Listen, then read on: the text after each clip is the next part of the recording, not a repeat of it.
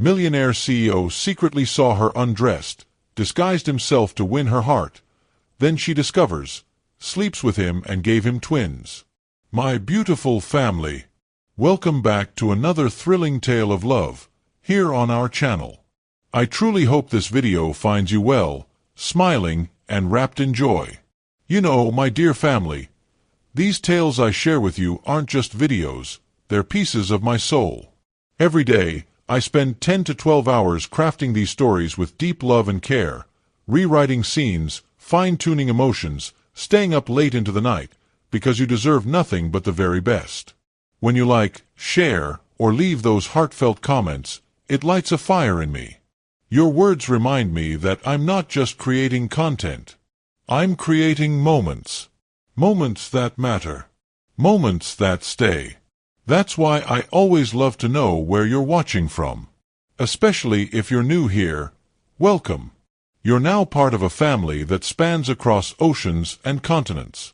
So before we dive into today's story, go ahead and drop the name of your country in the comments.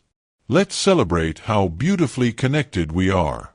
Meet Jackson Reeves, the 38-year-old founder and CEO of Pinnacle Innovations, a tech empire valued at billions. Behind his tailored suits and magazine covers lies a man haunted by authenticity, tired of people who see only his wealth, not his worth. After discovering concerning reports about workplace discrimination in his company's Atlanta headquarters, Jackson conceives a bold plan. Rather than trust HR surveys or consultants, he'll go undercover as a night janitor to witness the truth firsthand, especially regarding a particular executive assistant named Zora Williams, whose exceptional work has been repeatedly overlooked for promotion. Have you ever wondered how differently people might treat you if they didn't know your status or position? When was the last time someone's true character was revealed to you only after your perception of them changed?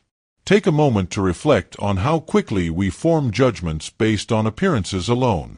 Family, if this story already resonates with you, make sure you tap that like button and subscribe to join our storytelling community. This tale of Jackson and Zora will challenge everything you think you know about workplace relationships, hidden identities, and finding love where you least expect it.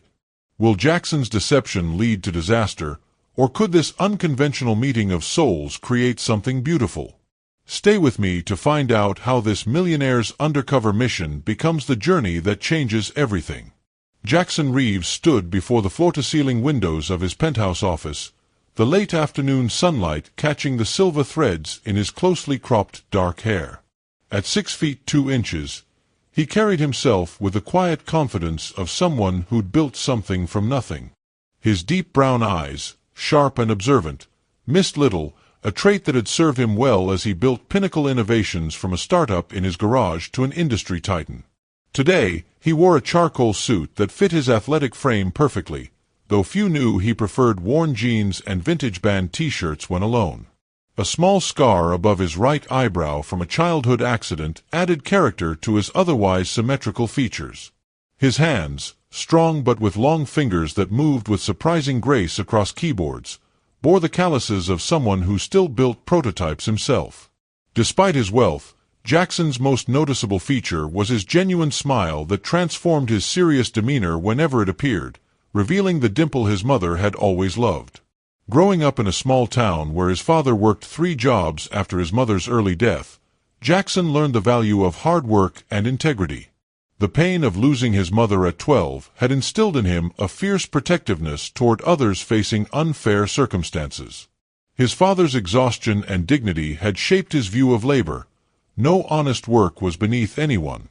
When he received his first investment capital at 23, he'd promised himself his company would be different, a place where merit trumped politics and everyone had equal opportunity. This promise had become increasingly difficult to maintain as Pinnacle expanded to over 5,000 employees. The recent anonymous tip about discrimination against black employees in the Atlanta office had kept him awake for nights. The report specifically mentioned Zora Williams, whose performance reviews were stellar but who remained in the same position while less qualified colleagues advanced. The thought of his company becoming what he despised filled him with quiet determination. His disguise wasn't just about corporate intelligence, it was personal redemption, a chance to honor the values his father had instilled in him. The Atlanta office hummed with a complex ecosystem of personalities. Dominic Foster, the regional director, ran operations with military precision and old-school networking methods, golf courses and bourbon clubs where deals were sealed with handshakes. His protege, Wesley Grant, headed the department where Zora worked, his Harvard MBA displayed prominently on his wall alongside photos of himself with celebrities. Janelle Davis, the office manager whose efficiency kept everything running, noticed details others missed. Then there was Raymond Turner, the current head janitor, a Vietnam veteran with kind eyes who'd agreed to help Jackson with his undercover operation after hearing his genuine concern. And Zora Williams, brilliant, dedicated, with a reputation for solving problems others couldn't. Her file showed 5 years of exemplary service, 3 denied promotion requests, and degrees in both business and computer science with honors. The photo in her personnel file showed a woman with bright eyes and a reserved smile that suggested dignity despite disappointment. The 50-story glass tower housing Pinnacle's Atlanta operations gleamed like a beacon in the city skyline. Outside, the building projected success and innovation, but inside, the contrasts were stark. Upper management enjoyed ergonomic furniture and panoramic views, while support staff worked in cramped cubicles with fluorescent lighting that hummed incessantly. The executive floor smelled of expensive cologne and fresh flowers, while basement break rooms for maintenance staff had the lingering scent of microwave meals and industrial cleaner. At night, the building transformed, shadows lengthened, conversations echoed in empty hallways, and the cleaning staff moved through like ghosts, invisible to the few executives working late. The janitorial storage room where Jackson would change into his disguise was tucked away in the basement. Concrete walls painted institutional green decades ago, metal shelving stacked with supplies, and a small, cloudy mirror hanging askew. The room smelled of lemon cleaner and damp mops. It was here, among the overlooked spaces and people, that Jackson believed he would find the truth about his company's soul, and perhaps, though he wouldn't admit it yet, something he'd been missing in his life of privilege and power. "This isn't exactly what I expected," Jackson muttered, wincing as he pushed the heavy industrial vacuum across the carpet of the executive floor. The machine vibrated painfully against his palms, already reddened from hauling trash bags earlier. Raymond Turner walked alongside him, demonstrating proper technique with practiced ease despite being 20 years Jackson's senior. "Takes about a week for your hands to toughen up," Raymond said with a knowing smile. "Most new guys don't last that long." Jackson's first night as Jack Davis, new night janitor, had begun 3 hours ago at 10 p.m. with an abbreviated training session. He'd swapped his designer watch for a cheap digital timepiece, added subtle makeup to change his appearance, donned horn-rimmed glasses, and grown a short beard over the past 2 weeks. The blue uniform hung awkwardly on his frame, deliberately chosen one size too large. "Remember," Raymond advised, "be thorough but invisible. That's the job." He pointed toward the end of the hall. "Executive offices are last. They work late. Start with trash, then vacuum. Don't make eye contact unless spoken to. Most don't see us anyway." The casual dismissal in Raymond's tone troubled Jackson. Was this how his employees felt, invisible, beneath notice? He watched the night security guard walk past without acknowledging them, though Raymond had worked here for 12 years. "Desk 27 is different," Raymond said, nodding toward a distant cubicle where light still glowed at 11:30 p.m. "That's Ms. Williams. She always says thank you, remembers your name. Works later than the executives most nights." Jackson followed Raymond's gaze to where a woman sat focused on multiple monitors, her profile silhouetted against the screens. Even from a distance, her concentration was palpable. As they approached her section, Jackson saw stacks of organized folders, a nearly empty container of takeout, and a mug that read, "Excellence is not an act but a habit." When the vacuum's roar announced their presence, she looked up. Where other late workers had simply ignored them or frowned at the interruption, Zora Williams smiled. "Evening, Raymond," she said, voice warm but tired. Her eyes moved to Jackson with quiet curiosity. "Ms. Williams, this is Jack. Just started tonight." "Welcome to night shift purgatory, Jack," she said with unexpected humor. "I'm Zora." She had the kind of beauty that revealed itself gradually. Intelligent eyes, high cheekbones, and a quiet dignity that transformed her fatigue into something noble. Jackson felt an unexpected tightness in his chest as he nodded awkwardly and managed a gruff, "Nice to meet you." As they moved away, Raymond whispered, "She's the hardest worker in this place. 5 years, 3 advanced degrees, and still stuck in that cubicle while I've seen 5 white guys with half her qualifications get promoted above her." Jackson felt shame burning beneath his disguise. Back in the janitorial closet at 2 a.m., Jackson stared at his reflection in the cloudy mirror. His hands throbbed from hours of physical labor he'd never appreciated before. The uniform smelled of cleaning chemicals and sweat, his sweat, earned honestly. The anonymity of Jack had revealed uncomfortable truths about Jackson in just one night. He'd watched how executives leaving late barely noticed the cleaning staff, walking past without acknowledgement. He'd felt the sting when a manager snapped at him for vacuuming too close to his office. He'd observed the casual disregard when someone knocked over a trash can and continued walking. Small moments, meaningful revelations. Most troubling was his growing certainty that Raymond's assessment of Zora's situation was accurate. After their brief introduction, he'd found reasons to vacuuming near her cubicle twice more, observing subtly. Her desk held accolades and certificates tucked discreetly into a drawer he glimpsed when she opened it, achievements hidden away rather than displayed. Her computer showed complex data analysis that he, as CEO, recognized as brilliant innovation. Yet here she was, working until midnight on projects that should belong to someone more senior. "You're quieter than most new guys," Raymond commented, interrupting his thoughts. "Usually they complain all night." "Just observing," Jackson replied. "Why do you stay? 12 years is a long time to be invisible." Raymond's weathered face crinkled with unexpected wisdom. "Who says I'm invisible? I see everything that happens in this building. I know everyone's secrets. The cleaning staff are the eyes and ears of any business, son. We're only invisible to those too blind to see value beyond titles." Jackson flinched at the unintentional rebuke. Was he one of those blind leaders? The question haunted him as he continued his shift, hyper-aware now of every interaction, every hierarchy revealed in the nighttime routines of his company. By 4 a.m., Jackson's muscles ached with unfamiliar labor. But something else had awakened, a determination to understand Zora Williams' story, to witness firsthand the obstacles she faced. His curiosity had shifted from professional to personal, a realization that both concerned and intrigued him. "Tomorrow night," Raymond said as they clocked out, "you'll clean the executive meeting room solo.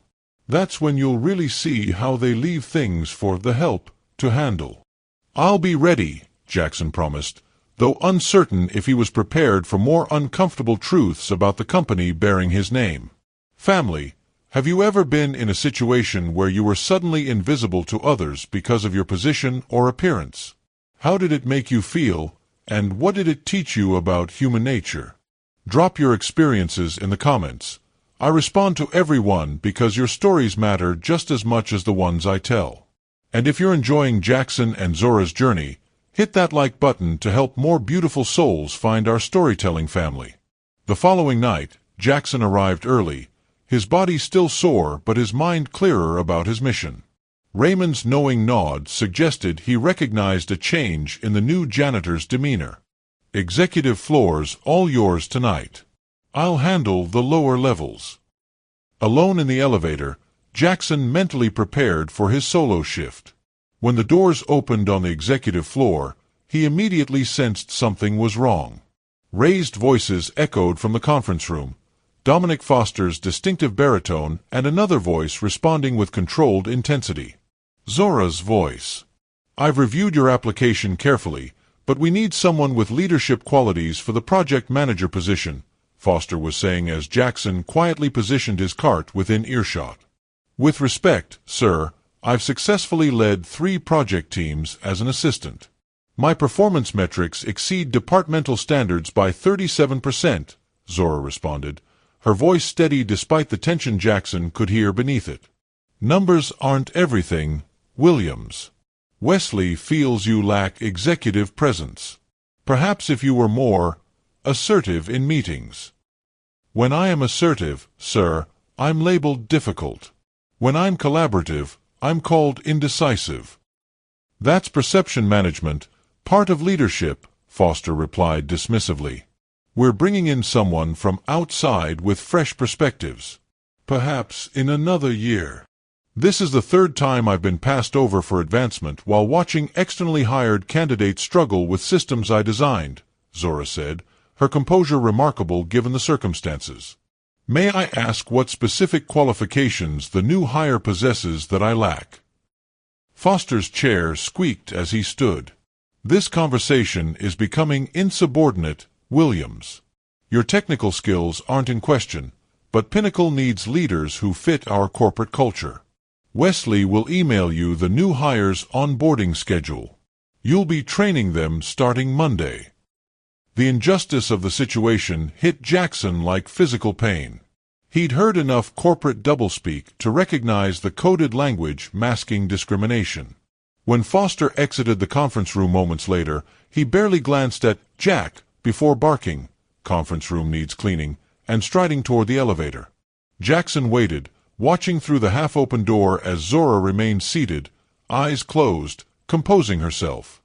Her quiet dignity in the face of such blatant unfairness moved something in him. When she finally stood and gathered her materials, her face showed no trace of the turmoil she must have felt. Only when she thought herself alone did she pause, shoulders dropping momentarily.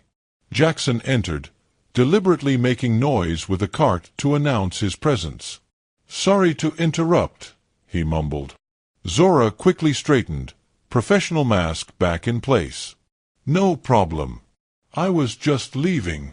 She gathered the last of her presentation materials, then hesitated. "Jack, right? From last night." He nodded, surprised she remembered. "Do you believe people get what they deserve in life?" she asked unexpectedly. The question caught him off guard, forcing him to consider his answer carefully. "No," he finally said, honesty overriding his cover story. "Life isn't fair. But I believe in course corrections." She studied him curiously. "That's a unique perspective for someone who pushes a mop for a living," he finished with a wry smile. "I didn't mean." "I know you didn't," he assured her. "You're not like the others around here." Something in his tone must have revealed more than he intended, because her expression shifted to one of interest rather than dismissal. "Neither are you, Jack." As she walked away, Jackson realized 2 critical things. First, his company harbored exactly the discrimination he feared. Second, and more personally troubling, he was developing feelings for Zora Williams that had nothing to do with his original mission, feelings that would make his inevitable unmasking infinitely more complicated. Over the next 2 weeks, Jackson settled into his undercover role with growing proficiency. His hands developed calluses, his back adjusted to the long hours of physical labor, and he observed patterns invisible from his executive suite. He noticed how Wesley Grant took credit for Zora's ideas in morning meetings before she arrived, discovering this by overhearing executive conversations while emptying trash bins. He saw how Dominic Foster's golf buddies received preferential treatment for promotions. Most importantly, he witnessed Zora's unwavering excellence despite the obstacles placed before her. Their conversations had evolved from brief acknowledgments to midnight discussions during her late hours and his cleaning shifts. He learned she volunteered teaching coding to underprivileged kids on weekends. She mentioned caring for her grandmother who had raised her after her parents died in a car accident when she was 12, a shared loss that created an unexpected connection between them. Tonight, Jackson pushed his cart toward the executive break room where he'd spotted Zora making coffee despite the late hour. A stack of folders beside her suggested another long night ahead. "Let me guess," he said, entering with his mop. "Working on the Henderson presentation that Grant was supposed to handle?" She looked up, surprised. "How did you know about that?" Jackson froze, realizing his mistake. "I overheard him dumping it on you this morning while I was cleaning." "Right." She studied him with a curiosity that made him nervous. "You notice a lot, Jack." "Occupational hazard," he replied, focusing on mopping. "Nobody sees the cleaning guy, so I see everything." "I see you," she said simply, causing him to look up. Something in her expression made his heart rate accelerate. "You're different. Sometimes you use words that janitorial staff don't typically use. You watch people like you're studying them."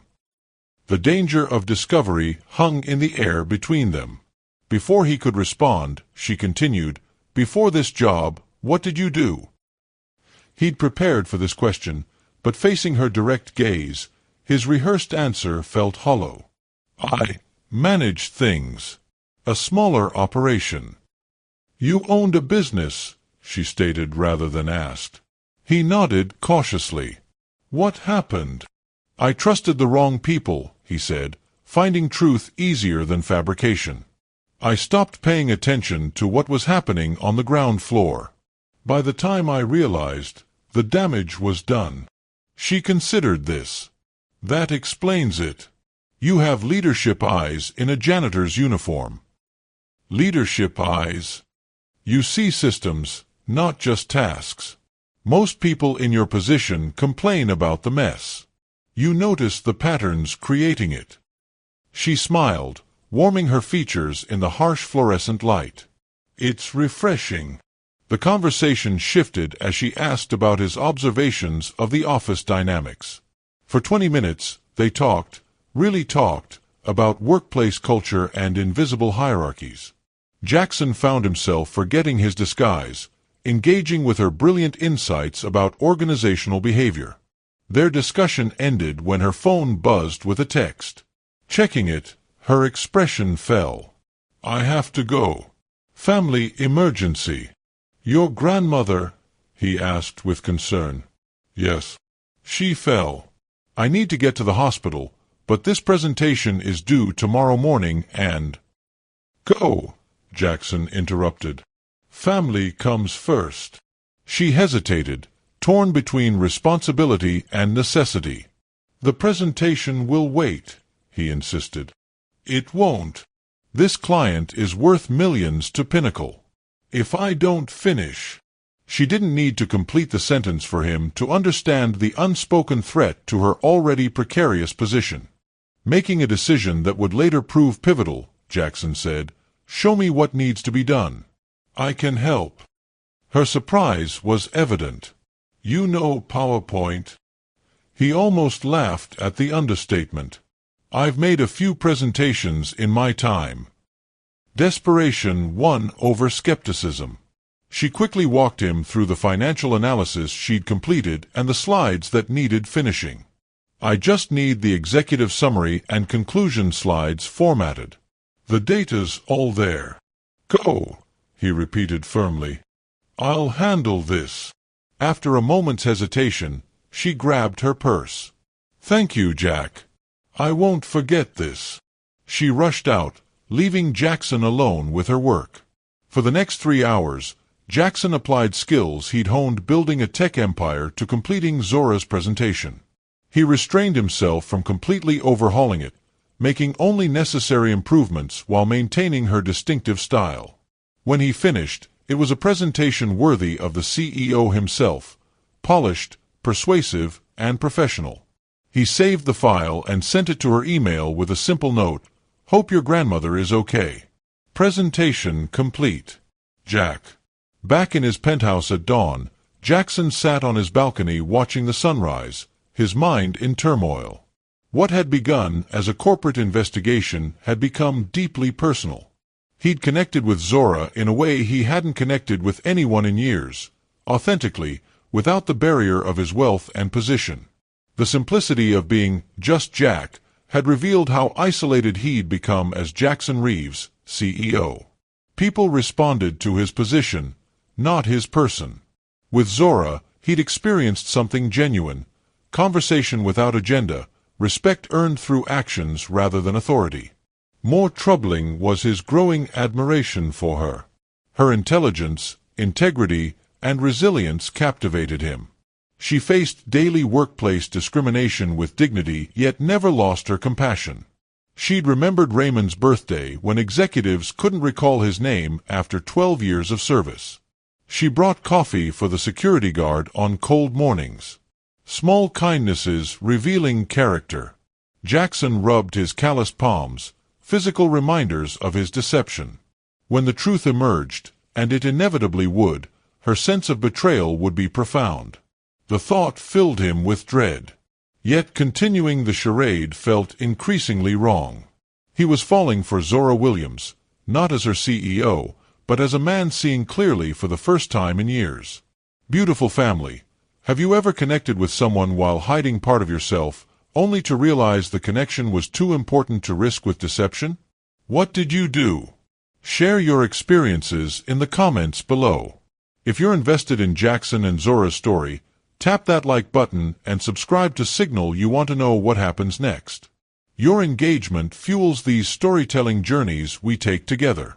The next evening, Jackson arrived at work to find the office buzzing with unusual energy. Raymond intercepted him immediately. "Something big's happening," Raymond whispered. "Emergency executive meeting called for tomorrow morning.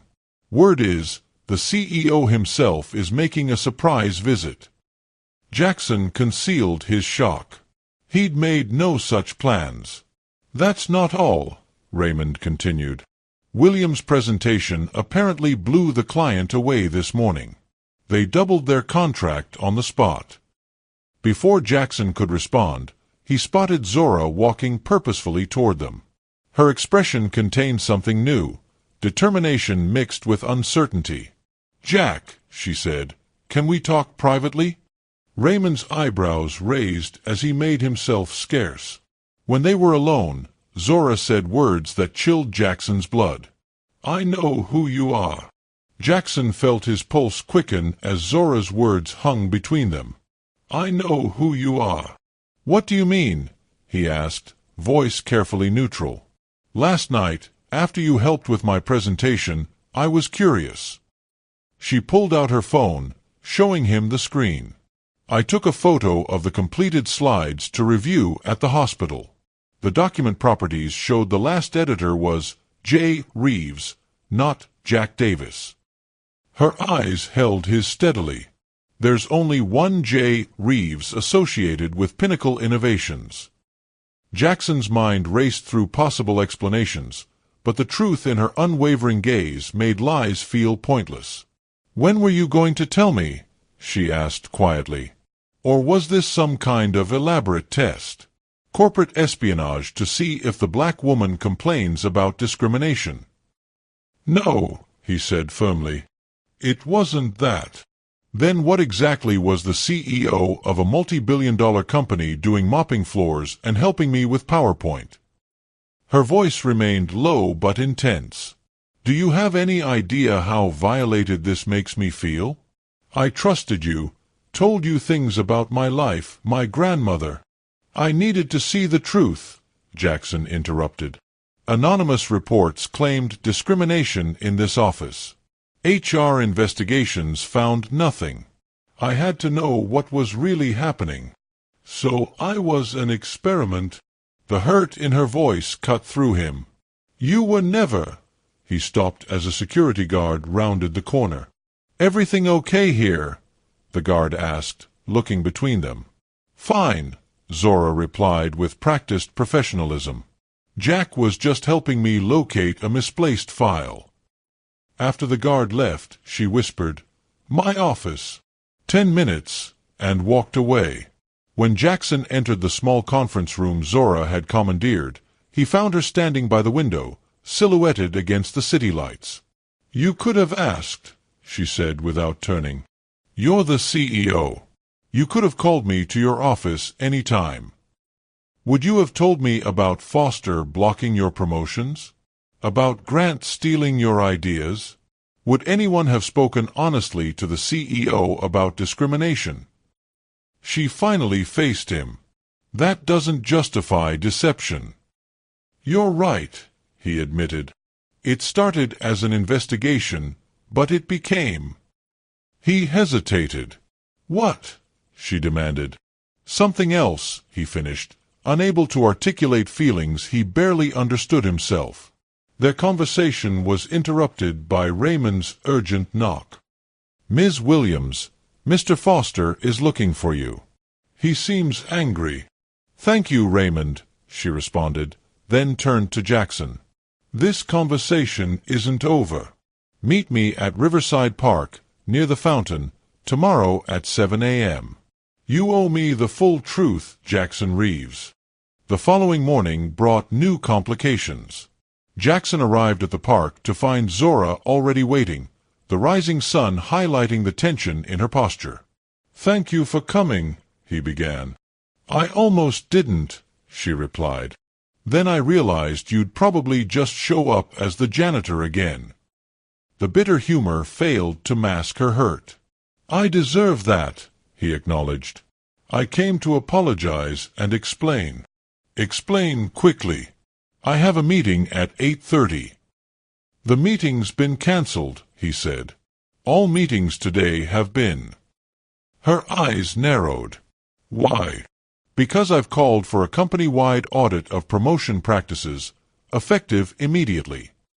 He pulled out his phone, showing her the email drafted but not yet sent. Before I send this, I need your input. My input? Now you want my opinion. I've always valued your opinion, Zora. Even before I knew how valuable it was. He held her gaze. What I did was wrong, approaching this undercover instead of directly. But what I discovered was worse. Systematic discrimination exists in my company, and I was blind to it until I witnessed it firsthand. She studied him for a long moment. The rumors about the CEO visiting today?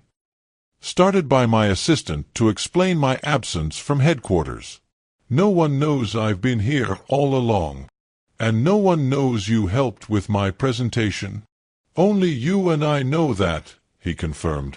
She paced, processing. So what happens now? You send that email, conduct your audit, maybe fire Foster and Grant, then return to your penthouse while I continue in my cubicle.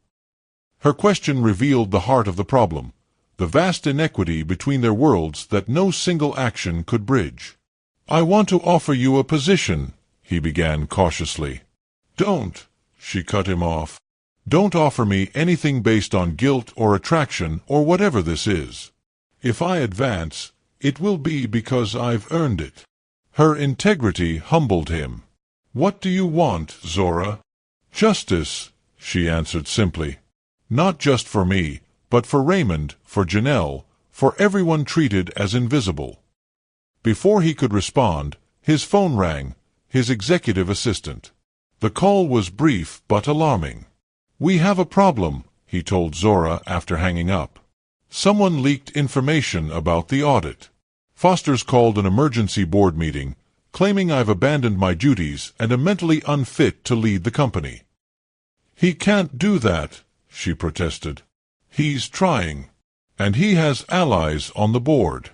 Jackson ran a hand through his hair. I need to return to headquarters immediately. So our conversation is over? No, he said firmly. It's just beginning. Come with me. To headquarters? As what? As yourself, the most qualified person to explain exactly what's happening in the Atlanta office. She hesitated. If I do this, I'm not your ally or your employee. I'm an independent witness speaking my truth. I won't soft-pedal what I've experienced. I wouldn't expect you to, he said. That's exactly why I need you there.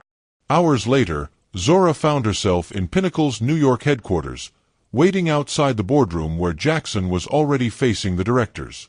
The whispers among executives suggested the meeting was contentious. Foster had arrived with a prepared statement and documentation claiming Jackson's extended absence and erratic behavior warranted temporary leadership change. What Foster didn't know was that Jackson had recorded their conversation with Zora about her denied promotion. Inside the boardroom, Jackson was fighting not just for his company but for a vision of it he'd lost sight of until becoming Jack the janitor. The door opened, and his assistant beckoned Zora inside. 20 pairs of eyes turned to her as she entered. Foster's face registered shock, then calculated dismissal. "Ms. Williams," he said smoothly, "this is a board matter. Your presence isn't required." "Actually," Jackson countered, "Ms. Williams is essential to understanding what's happening in Atlanta. She's here at my specific request." Foster's confident smile faltered. "With all due respect, one disgruntled employee's complaints hardly justify." "I'm not here to complain," Zora interrupted, her voice steady despite her racing heart. "I'm here to present evidence of systematic discrimination that violates both company policy and federal law." She placed a flash drive on the table. "This contains 5 years of documented incidents, performance reviews, and statistical analysis of promotion patterns by race and gender in the Atlanta office." The atmosphere in the room shifted perceptibly. "Ms. Williams prepared this documentation independently," Jackson explained. "I discovered it during my time in Atlanta, which Mr. Foster has characterized as abandonment of duties." Foster's face darkened. "You can't seriously be taking the word of a brilliant executive with 3 advanced degrees who's been repeatedly overlooked for promotion despite exemplary performance?" Jackson finished. "Yes, I am. And so is the board." The oldest board member, Dr. Eleanor Richards, spoke up. "I think we should review Ms. Williams' evidence before continuing this discussion about leadership." As the boardroom atmosphere tensed with potential consequences, Zora caught Jackson's eye. In that moment, professional concerns gave way to personal reality. Despite everything, there was an undeniable connection between them, one complicated by power dynamics, deception, and now, direct confrontation with the company's leadership. Jackson had risked his position by going undercover. Now Zora was risking her career by standing against Foster. The realization that they'd both chosen truth over security created a profound shift between them. Foster, sensing the changing tide, played his final card. "Mr. Reeves has a personal relationship with Ms. Williams that compromises his judgment," he announced. "Their involvement creates a conflict of interest that disqualifies both their testimonies." The accusation hung in the air as board members exchanged glances. "That's absurd," Jackson responded, but the seed of doubt had been planted. "Is it?" Foster pressed. "Multiple employees have witnessed your interactions. We have security footage of private meetings, late-night conversations. Your assistant confirms you've mentioned Ms. Williams repeatedly in recent weeks." Zora felt the ground shifting beneath her. Everything she'd worked for was being reframed as inappropriate fraternization. The data, the documentation, all could be dismissed if the board believed Foster's implications. "The nature of my relationship with Ms. Williams is built on professional respect," Jackson stated firmly. "Any suggestion otherwise is a transparent attempt to discredit evidence of Mr. Foster's misconduct." But Zora saw uncertainty in the board members' expressions. Foster had leveraged corporate politics masterfully, creating doubt where facts should prevail. If Jackson denied any personal feelings too strongly, he'd seem dishonest. If he acknowledged them, he'd confirm Foster's accusations. As she watched Jackson navigate this impossible position, Zora recognized the vulnerability behind his powerful facade. He truly cared about his company's integrity, about justice, and perhaps about her. That realization both comforted and terrified her. "Perhaps," Dr. Richard suggested, breaking the tense silence, "we should hear Ms. Williams' testimony directly, without interpretation from either Mr. Reeves or Mr. Foster." The board chairman nodded agreement. Ms. Williams, please share your experience with this board, in your own words. Zora took a deep breath, aware this moment would define her professional future. As she prepared to speak, Foster's phone buzzed loudly. Checking it, his face drained of color. Before Ms. Williams begins, he interrupted, there's something the board should know about Jackson Reeves that will change everything you think you know about our CEO. The boardroom fell silent as Foster held up his phone triumphantly. I've just received confirmation of what I suspected, he announced. For the past month, Jackson Reeves hasn't been absent from the Atlanta office at all. He's been present, disguised as a janitor named Jack Davis. Murmurs rippled through the room as board members exchanged shocked glances. Foster continued, playing security footage on the main screen showing Jackson in his janitor's uniform. Our CEO has been deliberately deceiving his own employees, spying on them under false pretenses.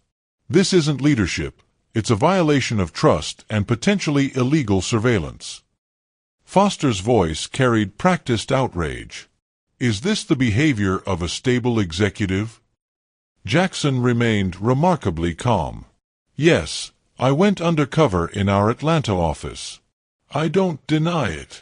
Why not simply announce an inspection? Dr. Richards asked. Because people behave differently when they know they're being watched, Jackson replied.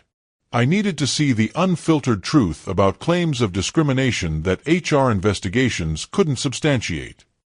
Foster scoffed. How convenient that your investigation led you straight to Ms. Williams. This was never about corporate oversight. It was about pursuing a personal interest while neglecting your actual responsibilities. Jackson's jaw tightened, but before he could respond, Zora stepped forward. Mr. Foster misunderstands something fundamental, she said, her voice steady despite the tension crackling through the room. When someone with power disguises themselves as powerless, they don't gain advantage, they gain perspective. All eyes turned to her as she continued. For the first time, Mr. Reeves experienced what many of us live with daily, being overlooked, underestimated, invisible. He witnessed discrimination not as an abstract report on his desk, but as a human reality. She turned to Jackson, their eyes meeting with an intensity that transcended the professional conflict surrounding them. I was angry about the deception. I still am. But I recognize the courage it took to step down from that tower and walk in our shoes. The room fell silent as the authenticity of her words registered. Even Foster seemed momentarily at a loss. Dr. Richards broke the silence. Mr. Reeves, what did you discover during your unconventional research? Jackson stood, nodding gratefully to Zora before addressing the board. I discovered that Pinnacle's Atlanta office operates on relationships rather than merit. I watched brilliant work go unrecognized while mediocrity with the right connections was rewarded. I saw employees like Ms. Williams produce exceptional results only to have others claim credit. He played the recording of Foster denying Zora's promotion, the executive's coded language about cultural fit, now transparent in its prejudice. Most disturbingly, Jackson continued, I discovered that my own ignorance enabled this system. By distancing myself from day-to-day operations, I created space for discrimination to flourish under polished quarterly reports. Foster attempted to interject, but the board chairman silenced him with a raised hand. What do you propose we do? The chairman asked Jackson. First, conduct a comprehensive audit of promotion practices across all offices, led by an independent third party. Second, restructure leadership in the Atlanta office. Jackson's gaze hardened as he looked at Foster. Third, create a council of employees from all levels to establish new accountability measures. The chairman nodded thoughtfully. And Ms. Williams' role in this? Jackson turned to Zora. That's entirely her decision. The board deliberated briefly before the chairman announced, We'll proceed with Mr. Reeves' recommendations, starting with an immediate leadership change in Atlanta. Mr. Foster, please wait outside while we discuss the terms of your transition. Foster's face contorted with disbelief. You're choosing to believe this theatrical performance over my 15 years of service? This is accountability, the chairman interrupted firmly. Please step outside. After Foster left, Dr. Richards addressed Zora. Ms. Williams, your insights would be valuable in restructuring the Atlanta office. Would you consider a leadership position in that effort? Zora hesitated, glancing at Jackson. I'd need assurance that any position offered reflects my qualifications, not recent events. Absolutely, the chairman agreed. Your credentials and performance records speak for themselves. As the meeting concluded, Jackson and Zora found themselves alone in a quiet corner of the executive floor. The emotional weight of the confrontation hung between them. I never meant to hurt you, he said softly. What began as an investigation became something I never expected. A convenient explanation, she replied, but without the anger that had fueled her earlier. The billionaire CEO falls for the struggling employee. It's a cliché, Jackson. Is that what you think happened? I think you discovered something authentic in pretending to be someone else. The question is whether that authenticity survives now that you're back in your tower. Her eyes searched his. The man I connected with was Jack Davis, not Jackson Reeves. They're the same person, he insisted. The title, the wealth, those things aren't me. What you saw when I was Jack, that's always been the real me, just hidden beneath expectations and isolation. She considered this. Then prove it. Not with grand gestures or executive decisions. Prove it by being the man I met mopping floors at midnight, the one who saw people's worth beyond their titles. I will, he promised. Starting with Pinnacle, but not ending there. And us? She asked, the question hanging vulnerable between them. That depends on whether you can forgive the deception and see the truth behind it. He paused. I'm falling in love with you, Zora. Not as your CEO, not as your colleague, but as a man who recognizes something extraordinary in you. Her expression softened. I need time. The power imbalance between us is real, regardless of your intentions. I understand. He hesitated before adding, whatever you decide about us personally, the position in Atlanta is yours if you want it. You've earned it many times over. 6 months transformed Pinnacle Innovations. The independent audit revealed systemic issues beyond Atlanta, leading to company-wide reforms. Jackson instituted transparent promotion practices, diverse hiring committees, and regular undercover experiences for executives to work alongside entry-level employees. Zora accepted the position of regional director in Atlanta, restructuring the office culture from the ground up. Raymond Turner was promoted to facilities management supervisor with a substantial raise. The janitor's break room was renovated to match executive standards. Jackson maintained his distance professionally from Zora, respecting her need for autonomy. Their interactions remained cordial but formal during video conferences and quarterly reviews. He found himself missing their midnight conversations, the connection that had awakened him to a life beyond boardrooms and balance sheets. Then, on a rainy Tuesday evening in New York, Jackson exited a community center where he'd been teaching entrepreneurship to at-risk youth, another change inspired by his time as Jack. He spotted Zora standing under an umbrella across the street. I was in New York for a conference, she explained as he approached. Your assistant told me I might find you here. I'm glad you did, he said simply. I've been thinking about what you said about authenticity, she continued. About Jack and Jackson being the same person. I wanted to see for myself. And, he asked, heart racing, I've watched you these past months. The changes at Pinnacle aren't window dressing, they're structural. You've created real opportunity, not just the appearance of it. She paused. The man teaching those kids tonight wasn't wearing a costume. He was the same man who helped me with a PowerPoint presentation when my grandmother needed me. Jackson noticed she'd stepped closer, close enough that they now shared her umbrella. "Does this mean—" "It means I'm ready to explore what might exist between Zora Williams and Jackson Reeves," she interrupted with a smile. "Not CEO and employee, just two people who see each other clearly." "I'd like that," he said, returning her smile. "There's one condition," she added seriously. "No more disguises.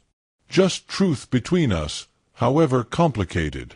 "I promise," he replied, his hand finding hers beneath the umbrella as rain drummed softly above them. "Only truth from now on." 2 years later, Jackson stood at the window of his Manhattan penthouse, watching the sunrise paint the skyline gold. The view was familiar, but the man observing it had fundamentally changed. No longer isolated by success, he'd learned to balance power with perspective, authority with empathy. The calluses from his nights as a janitor had long faded, but the lessons remained embedded in his leadership philosophy and personal values. Behind him, soft footsteps approached. Zora's reflection appeared beside his in the window, her silk robe draped elegantly over her growing belly. She wrapped her arms around him from behind, her wedding ring catching the morning light. "The twins are restless this morning," she murmured, guiding his hand to feel the movement beneath her skin. "They're going to be as stubborn as their father." Jackson smiled, marveling at the miracle of their created family. "And as brilliant as their mother." Their path to this moment hadn't been simple. After that rainy evening in New York, they dated for 6 months, carefully navigating the complexity of their professional relationship. Zora had insisted on maintaining her separate career path, eventually accepting a position as Chief Innovation Officer at Pinnacle's headquarters, a role she'd earned through her transformative work in Atlanta. When Jackson proposed, he'd done so not with extravagance but with meaning, presenting the ring in the janitor's closet where they'd first truly connected. "I was thinking about Raymond this morning," Zora said, moving to sit on the window seat. "Did you see the photos from his retirement party?"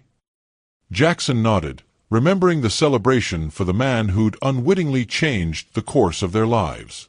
Raymond had retired as Director of Facilities Management after implementing training programs that had created promotion pathways for maintenance staff across all Pinnacle offices. "He told me something I can't stop thinking about," Jackson said. "He said he always knew Jack was someone important disguised as someone invisible.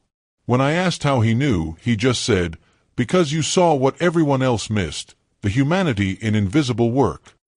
Zora's eyes softened. "That's what changed you, isn't it? Not falling in love with me, but seeing value where others didn't." "Both changed me," he admitted. "But yes, recognizing worth beyond title or position, that was the beginning of everything." Beautiful Souls, the story of Jackson and Zora carries lessons that extend far beyond a romantic narrative. It reminds us that true character is revealed not when we're at our most powerful, but when we think no one of consequence is watching. The way we treat those we perceive as having less status or influence defines us more accurately than how we behave toward those we wish to impress. Their journey teaches us that authentic connection requires vulnerability and truth. Jackson couldn't find love as a powerful CEO because people responded to his position, not his person. Only when stripped of status did he experience the genuine connection he craved. Similarly, Zora's integrity shone not in moments of recognition, but in daily excellence despite being overlooked. Perhaps most importantly, their story reminds us that systemic change begins with individual awareness. Jackson needed to experience discrimination personally before fully committing to eradicating it. His transformation from distant executive to engaged leader demonstrates how proximity to others' struggles creates the empathy necessary for meaningful change. I see you nodding, family. Many of you have experienced being underestimated or overlooked because of how others perceive you. Some of you know what it's like to wear a mask at work, hiding your true self to fit expectations. Others have felt the sting of watching less qualified people advance while your contributions go unrecognized. Some of you have been Jackson, privileged in ways you didn't fully recognize until something opened your eyes to others' experiences. Maybe you've been in positions of authority where you had the chance to maintain the status quo or challenge it, knowing the latter would bring resistance. More of you have been Zora, exceptional yet undervalued, navigating systems that weren't designed with you in mind, maintaining dignity despite daily indignities. You've worked twice as hard for half the recognition, yet continued bringing your best self to environments that didn't deserve it. A few of you have been Raymond, seeing everything, understanding the unspoken hierarchies, yet finding purpose in work others dismiss. You notice what others miss because you've learned to observe from the margins. Wherever you see yourself in this story, know that your experiences matter. Your perspective is uniquely valuable because of what you've overcome, not despite it. My beautiful family, if this story touched your heart, please take a moment to share it with someone who needs its message. Every like, comment, and share extends these lessons to others who might be struggling to find authenticity in their relationships or courage in their workplaces. I want to hear your stories too. Have you ever discovered something precious when you looked beyond appearances? Have you found connection in unexpected places? Have you been the catalyst for change in your environment? Your experiences create a tapestry of wisdom when shared with our storytelling community. Before we part, remember that like Jackson and Zora's twins, hope and possibility are always being born from authentic connection. The courage to see others clearly and allow yourself to be truly seen creates ripples that extend far beyond your immediate circumstances. Until our next story, beautiful souls, remember that the most important transformations often begin with a simple decision to look deeper, to question comfortable assumptions, and to recognize the humanity in every person you encounter. That recognition, seeing the value in what others dismiss, is where love, justice, and meaningful change begin.